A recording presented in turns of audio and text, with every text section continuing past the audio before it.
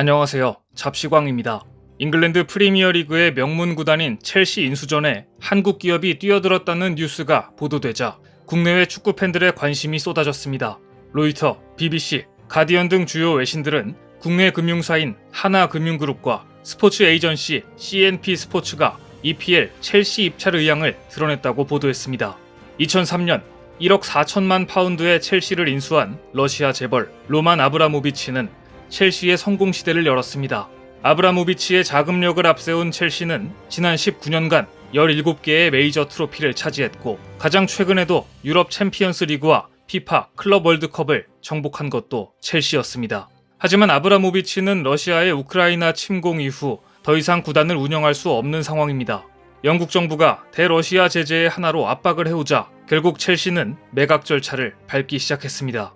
아브라모비치가 매긴 첼시 구단의 매각가는 30억 파운드, 약 4조 8천억 원에 달했습니다. 일부 축구 금융 전문가들은 이것을 두고 과한 책정이라고 평가했습니다.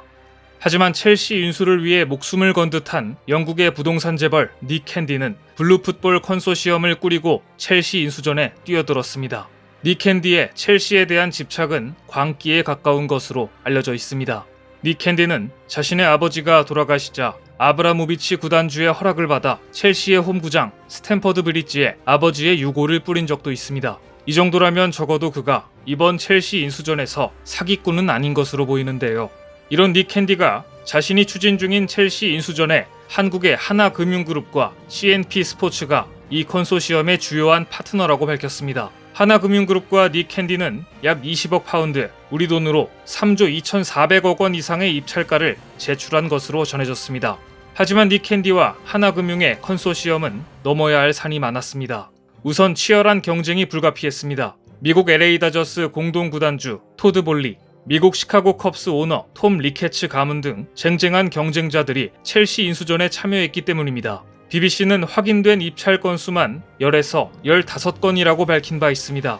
그렇다면 하나금융그룹은 왜 이번 첼시 인수전에 뛰어든 것일까요? 2005년부터 첼시의 메인 스폰서가 되었던 삼성전자는 첼시 후원 이후 유럽 매출은 2배 이상, 영국 내 매출은 3배 가까이 늘어난 것으로 알려졌습니다. 베트남, 태국, 말레이시아 등 동남아시아에서 유럽 프로축구는 최고 인기 스포츠입니다. 중국에서도 유럽 축구 팬이 수천만 명에 이릅니다. 유럽 리그 중에서도 잉글랜드 프리미어리그의 인기는 독보적입니다. 코로나19 이전 EPL이 스카이 스포츠, BT 스포츠 등과 계약한 중계권료는 무려 7조 9천억 원에 달하며 같은 기간 스페인 프리메라리가의 중계권료는 4조 5천억 원이었습니다. 하나금융그룹이 이번 첼시 인수전에 참여한 것은 중국과 동남아시아 지역에서 EPL이 큰 인기를 끌고 있는 만큼 첼시를 통해 그룹의 인지도를 향상시키고 계열사들이 유럽 및 동남아 등에 진출하는 데에 효과적으로 활용할 수 있다는 판단에서였습니다. 실제로 하나금융그룹은 중국과 동남아 시장을 적극 공략 중입니다. 모바일 메신저 라인과 손잡고 인도네시아에서 디지털 뱅킹 서비스 라인뱅크를 출시했고 베트남 최대 은행인 베트남 투자개발은행에 1조 원 이상을 투자해 대주주에 올라 있습니다. 한국의 자본이 첼시 인수전에 참가했다는 소식이 나오자 국내외 팬들 역시 뜨거운 관심을 보였습니다. 특히 국내 팬들은 첼시의 유니폼에 각별한 관심을 보였습니다. 과거 삼성이 첼시의 메인 스폰서이던 시절 첼시의 유니폼은 삼성 로고와 너무나도 잘 어울렸으며 첼시 역시 이 시절 전성기를 보냈습니다. 하지만 삼성 이후 첼시 유니폼의 디자인 질은 급격히 하락 중입니다. 삼성에서 요코하마로 스폰서를 교체한 첼시의 유니폼을 보면 어딘가 많이 아쉽습니다. 올 시즌부터 첼시는 영국 통신사와 동행하고 있는데요. 3이라는 로고 역시 딱히 어울리는 느낌은 아닙니다. 오죽하면 네티즌들 사이에서는 첼시의 캉테 선수가 입은 유니폼에 명륜 진사갈비 로고가 적힌 이미지를 합성해서 지금 유니폼보다 명륜 진사갈비가 메인 스폰서가 되는 게 낫다는 우스갯소리까지 나올 정도였습니다.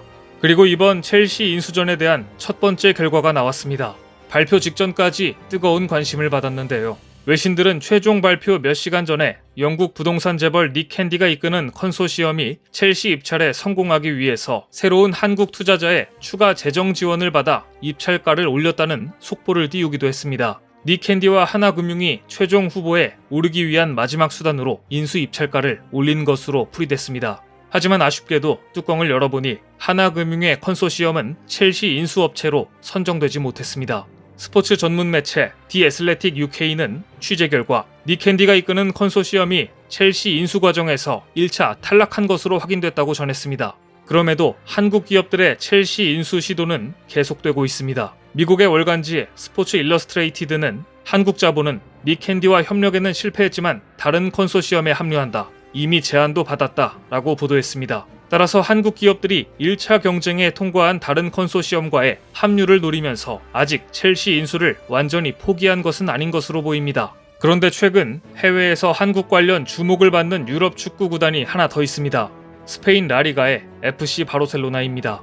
얼마 전 외신들 사이에서 새로운 FC 바르셀로나 유니폼에 한국인 로고가 올라갈 수 있다는 보도가 나와 전 세계 팬들의 관심이 집중됐습니다. 세계 최대 음악 스트리밍 서비스 기업인 스포티파이가 FC 바르셀로나의 후원자가 되었기 때문인데요.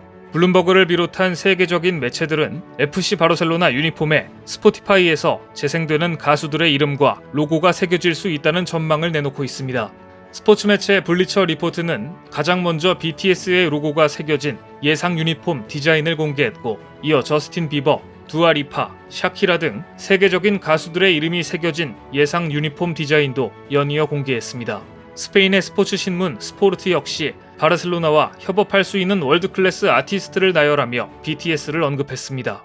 FC 바르셀로나와 세계 최대의 스트리밍 업체 스포티파이의 계약은 제라르 피케, 페드리 같은 세계적인 축구 선수들과 BTS, 저스틴 비버, 샤키라 등 세계적인 아티스트들과 협업에 대한 기대감을 키우고 있습니다. 업계에서는 스포티파이가 FC 바르셀로나를 통해 자신들의 브랜드를 노출시키는 것뿐만 아니라 가수들의 공연과 새 앨범 등의 홍보에도 적극적으로 활용할 것이고, 따라서 아티스트의 이름 또는 로고가 FC 바르셀로나 유니폼에 새겨질 수 있을 것으로 보고 있습니다. 그간 FC 바르셀로나의 메인 스폰서는 2017년부터 맡아온 일본 기업 라쿠텐이었습니다. 하지만 이 기간 동안 FC 바르셀로나 구단의 재정 여건은 급속도로 악화되었습니다. 그 결과 팀의 상징과도 같았던 리오넬 메시와도 결별했는데요. 결국 라쿠텐과의 관계를 올 시즌을 끝으로 종료하였으며 2022-2023 시즌부터 스포티파이로부터 4년간 약 3,750억 원을 후원받을 예정입니다.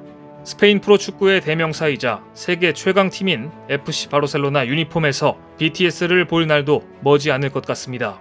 한국 자본의 첼시 인수전 참여와 BTS와 FC 바르셀로나의 소식까지 최근 해외 축구 시장에서 한국 자본과 한국 컨텐츠의 위상이 높아진 것은 분명해 보입니다.